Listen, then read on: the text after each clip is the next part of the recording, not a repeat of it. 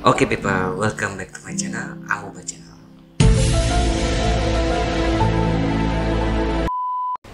Nah, di video kali ini saya akan membahas mengenai salah satu aplikasi atau tools render yang berbeda dari video-video sebelumnya. Nah, kalau kita rewind nih ya, video-video sebelumnya selalu kita membahas mengenai Lumion. Nah, di video kali ini saya akan mencoba membahas mengenai Enscape. Nah, apa itu Enscape? Sebelum kita mulai, jangan lupa untuk di like dan di subscribe channel ini. Oke, Enscape itu adalah tools untuk rendering di beberapa aplikasi seperti SketchUp dan beberapa aplikasi lainnya. Yang membedakan Enscape dengan V-Ray dan juga dengan Lumion, ada beberapa poin-poin yang membuat Enscape ini memiliki karakter ya. Yang pertama, Enscape memiliki kemampuan dalam membuat video animasi sama seperti Lumion. Enscape juga memiliki fungsi membuat video 360 panorama. Selain itu, dia juga bisa membuat rendering foto, dan yang sangat menarik, Enscape ini bisa membuat web animation. Nah, jadi semisal teman-teman pengen ya projectnya dipresentasikan ke klien menggunakan VR, Enscape adalah salah satu aplikasi yang sangat kompatibel. Bedanya Enscape dengan Lumion ini cukup menarik. Lumion itu aplikasi yang berdiri sendiri. Nah, sedangkan Enscape ini seperti V-Ray yang menggabung di dalam SketchUp ataupun aplikasi lainnya. Tanpa basa-basi, kita langsung ke TKP. Oke people, sekarang kita akan coba untuk mencicipi aplikasi Enscape. Pertama-tama kita buka dulu aplikasi SketchUp karena di sini saya menggunakan SketchUp ya. Oke, di sini ada salah satu sampel desain yang saya buat. Nah, desain ini nanti akan saya aplikasikan di Enscape. Oke, penjelasan singkatnya, setelah teman-teman menginstal Enscape-nya, nanti akan ada toolbar seperti ini. Nah, toolbar ini memiliki beberapa fungsi. Yang pertama yang ini ya. Nah, kalau teman-teman lihat, icon ini berfungsi untuk membuka render sampelnya. Jadi nanti ketika teman-teman klik lambang ini atau icon ini, nanti akan terbuka sampel renderingnya beserta setting untuk rendering. Lalu yang kedua ini adalah icon yang berfungsi untuk mengupdate apabila ada perubahan dalam modeling di SketchUp-nya nih teman-teman. Jadi apa yang ditampilkan di sampel rendernya itu akan sesuai dengan modeling yang kita update. Semisal teman-teman nambahin pohon atau yang lain-lain, nah nanti akan update secara otomatis. Lalu yang berikut adalah icon ini berfungsi untuk mengupdate view yang ada di sampel render menyesuaikan terhadap view yang ada di SketchUp kita. Semisal seperti view yang ada di layar ini, ketika kita mengklik icon ini, sampel rendernya akan mengikuti view yang ada di SketchUp. Lalu icon berikutnya adalah icon plus ini ya. Ini berfungsi untuk menambahkan settingan lighting untuk model yang kita punya ya. Jadi semisal teman-teman pengen menambahkan spotlight atau spare light dan juga rectangular light, di situ ada semua. Yang berikutnya lambang pohon. Icon pohon ini memiliki fungsi sebagai library. Nah, kalau teman-teman menggunakan Enscape secara online, di sini teman-teman bisa menikmati fasilitas-fasilitas yang diberikan oleh Enscape. Nah, ini yang membuat Enscape cukup bersaing sangat ketat nih dengan Lumion ya teman-teman, karena dia menyediakan berbagai macam komponen seperti pohon, orang, kendaraan, furniture juga, dan lain-lainnya. Cukup lengkap dan cukup banyak. Lalu berikutnya adalah material editor. Nah, icon ini berfungsi untuk mengedit material yang ada di model teman-teman ya. Nah, yang berikutnya adalah icon cloud. Nah, ini pasti teman-teman nggak aneh yang lihat logo ini. Nah, jadi logo ini sebenarnya berfungsi ketika nanti teman-teman melakukan web render, ibaratnya web render, berfungsi untuk mengupload atau untuk men-share link kepada orang-orang yang ingin kita share hasil project kita dalam bentuk 360 atau nanti dalam bentuk aplikasi. Nah, ini cukup menarik nih Enscape ini sebenarnya. Lalu yang berikutnya setting, yang berikutnya ya biasa ya email feedback, dan yang terakhir yaitu info mengenai Enscape. Oke, kita akan coba ya satu persatu. Kita klik yang lambang pertama. Nah, setelah teman klik nanti akan muncul seperti ini ya, starting Enscape. Ya, lama cepatnya tergantung dari komputer masing-masing ya. 2000 years later.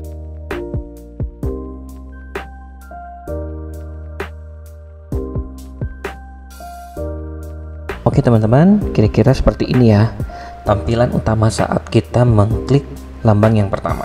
Jadi ini adalah tampilan render sampelnya teman-teman. Ini kita close dulu aja. Ini ya semacam pemberitahuan aja ya, fungsinya seperti apa ini.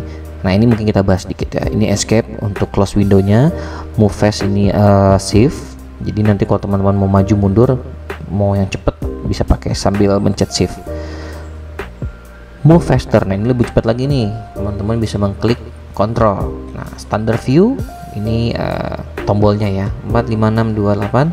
Time of day, nah U atau I ini yang cukup menarik ya teman-teman. Time of day, jadi di sini teman-teman bisa mengaplikasikan render teman-teman sesuai dengan jamnya. Nah jadi ketika koordinat model yang teman-teman buat sudah disesuaikan dengan kondisi existing, teman-teman di sini bisa merender sesuai dengan jam yang diinginkan. Sangat menarik. Solar angle hampir sama, solar rotation juga hampir sama sebenarnya ya. Jadi tinggal pengarahan arah matahari aja sih. Jadi yang satu untuk jam, yang satu untuk arah matahari, angle-nya. Konteks menu klik kanan. Oke, ini kita tutup aja ya.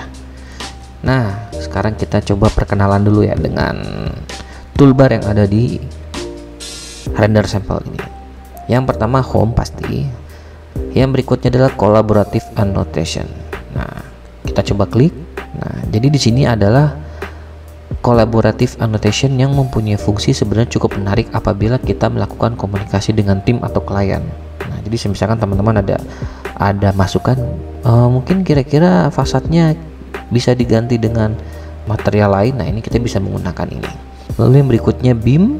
Nah, di sini Enscape ini sudah synchronize dengan sistem BIM, jadi sebenarnya cukup menarik sih ya. Cuma sayang SketchUp kan tidak support dengan BIM. Oke, yang berikutnya yaitu View Management. Nah, View Management ini memiliki fungsi mensynchronize scene yang ada di SketchUp dengan scene yang ada di render. Jadi teman-teman bisa menyesuaikan scene-nya mengikuti scene yang ada di model. Lalu yang berikutnya Video Editor. Nah, Video Editor ini kalau teman-teman mau membuat video animasi. Nah, jadi nanti teman-teman tinggal pilih ini, lalu teman-teman atur view angle dan kameranya di mana saja. Ini ada time step, time of day, facial font, field of view, dan meletakkan kameranya tinggal mencet ini aja. Lalu yang berikutnya adalah screenshot. Nah, screenshot ini ada dua model ya, screenshot sama batch rendering. Nah, kita bahas yang screenshot aja ya. Screenshot ini memiliki fungsi untuk render image. Nah, jadi misalkan teman-teman udah merasa, wah ini udah oke nih, misalkan udah oke, teman-teman tinggal klik screenshot. Nah, teman-teman tinggal save di lokasi yang teman-teman inginkan.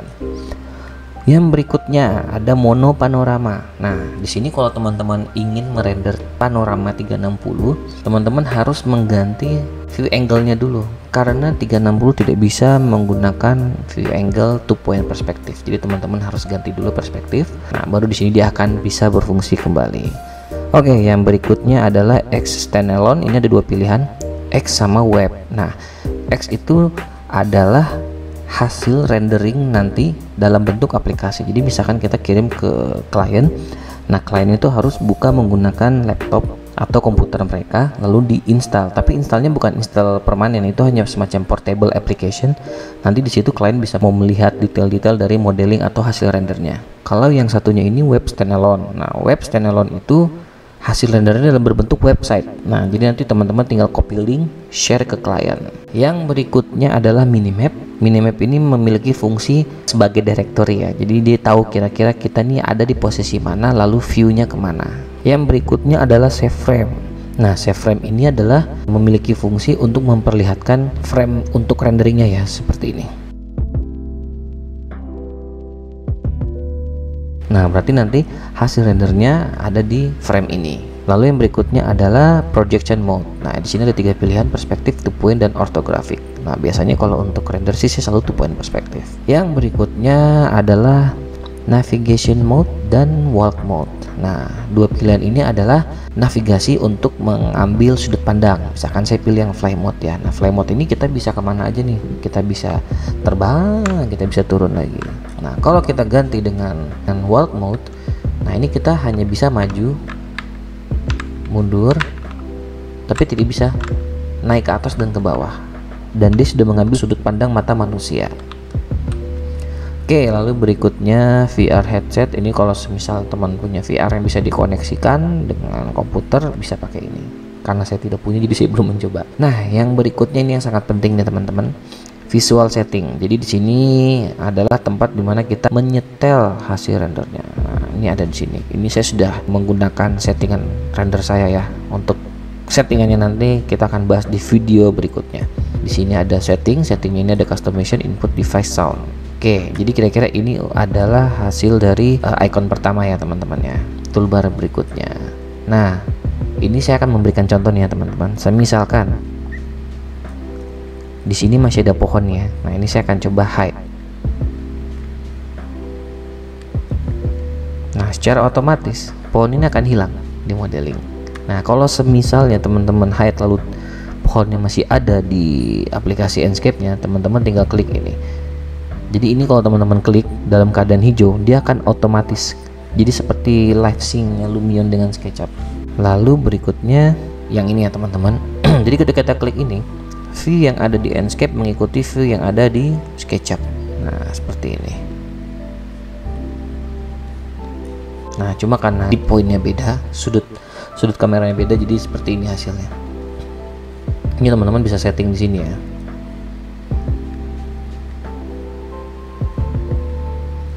Oke, berikutnya adalah lambang plus. Nah, jadi kalau teman-teman klik akan keluar toolbar seperti ini ya. Ini ada sphere, spot, line, rectangular, dan di shape light.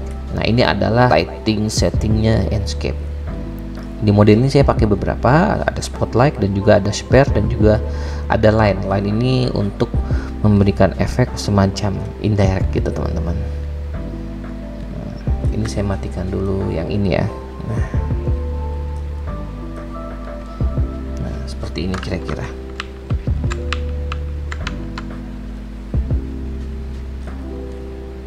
Oke, kita close. Lalu berikutnya material library. Oh, ini bukan material library ya, tapi lebih ke asset library.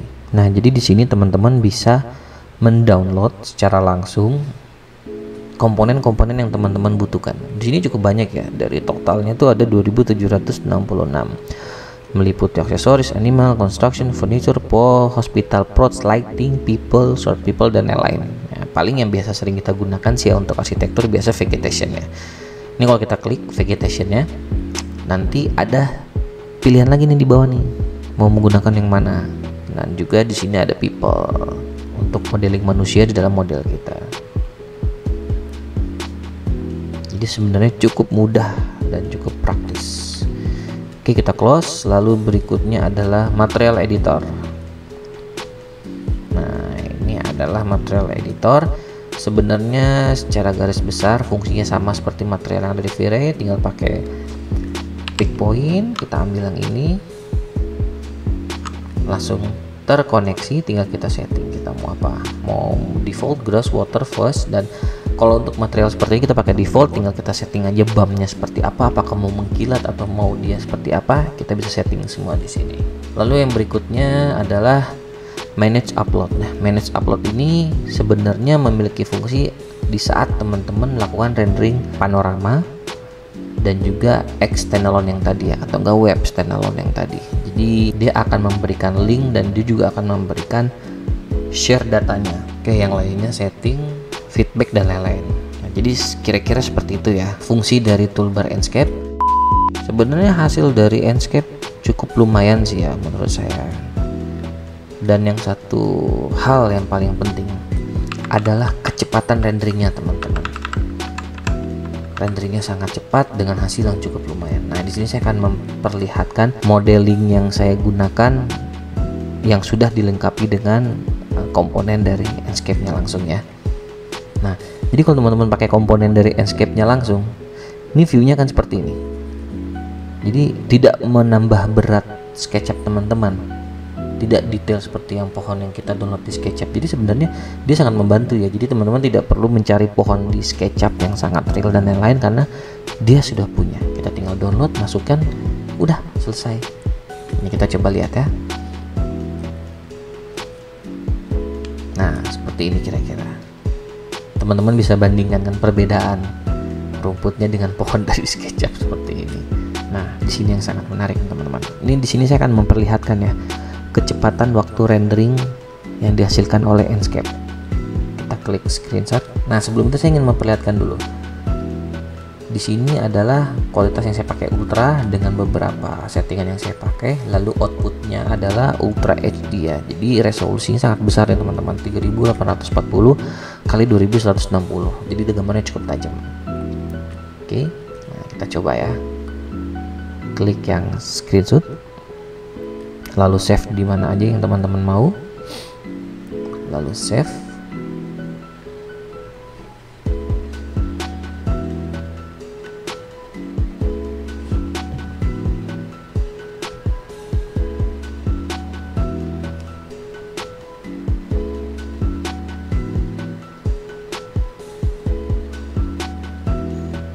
Oke, ini tanpa saya percepat sama sekali ya.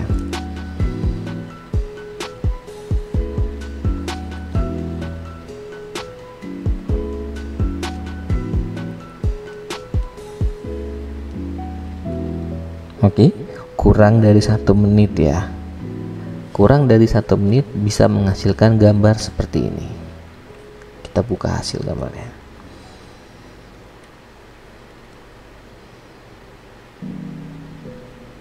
Seperti ini teman-teman. Gimana menurut teman-teman?